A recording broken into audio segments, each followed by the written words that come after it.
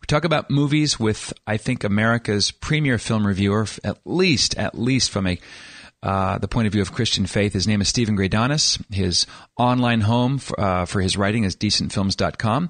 The Decent Films Guide is something I send our listeners to quite regularly. Steven is a member of the Online Film Critics Society. He's written for the National Catholic Register, Catholic World Report, Christianity Today. He's also contributed several entries to the New Catholic Encyclopedia, including The Church and Film and several filmmaker biographies. He's the co-host of the cable TV show Real Faith on Net TV with former USCCB critic David DeSerto. And we welcome him back to the show. Hello, Mr. Greydanus. Patrick, always a pleasure. Do you like movies, Steve? I've just decided that I really like movies. I've been thinking about it for a while, and I thought to myself, just as you were asking me, darn it, I like movies. I really do. Because, looking back over 10 years and so many thousands of pages of commentary, it's good to figure out that, in fact, you do like doing this. Yes. Stephen, it's Lent, and a lot of people in Lent, they're in a mode where they don't feel like they should enjoy anything. Maybe it's just me, but Lent is over-identified with saying no to all, good, fun things, whether or not they're bad for you. And if they're listening to us right now, I'm sure they feel very guilty. Well, yes, exactly. Well, the Jews invented guilt, and Catholics perfected it, as we all know. Well, that was an awkward silence. Okay, Stephen, thanks for the save there. But Lent offers a special time of the year to watch certain kinds of movies. You have a sort of a Lenten list, don't you? I do. If you go to decentfilms.com and you look at my spotlight box, I've got an article on Lent and films. I think that, I know that some people take a break during Lent from social media and from other forms of media. People do take a break from television and movie watching, and I think that's a great idea. I support it. I encourage it.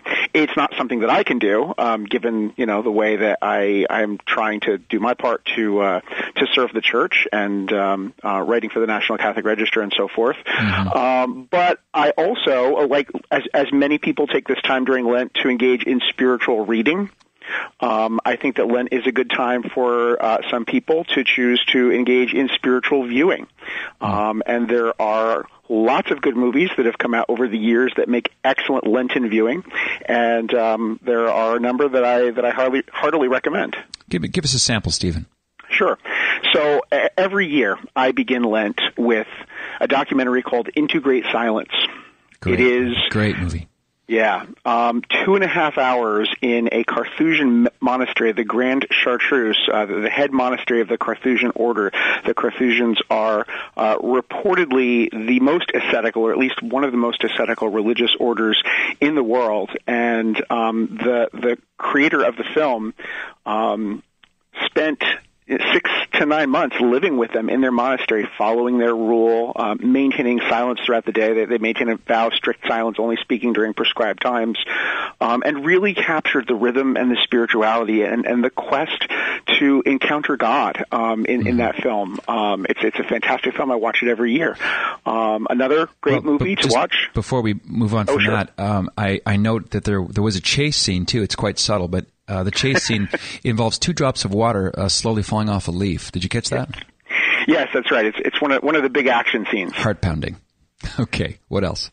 So I got another documentary called The Face, Jesus in Art. This is a 2-hour documentary co-produced by the U.S. Conference of Catholic Bishops and PBS, and it really explores the riches of Christian art, which is an indispensable repository of sacred tradition. It's why if you look in the compendium of the Catechism of the Catholic Church, it's not just words. They have pictures there, too, because pictures are an indispensable way that the faith has been expressed and handed on. And here's a 2-hour exploration of that just meditates on the face of the Savior as it's been depicted historically in Christian art.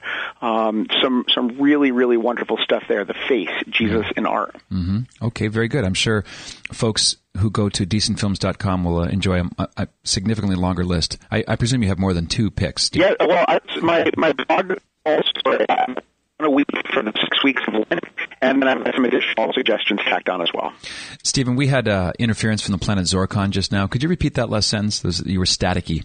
I said suggestions in my blog post, 1 week for the 6 weeks of Lent, and there are additional suggestions also.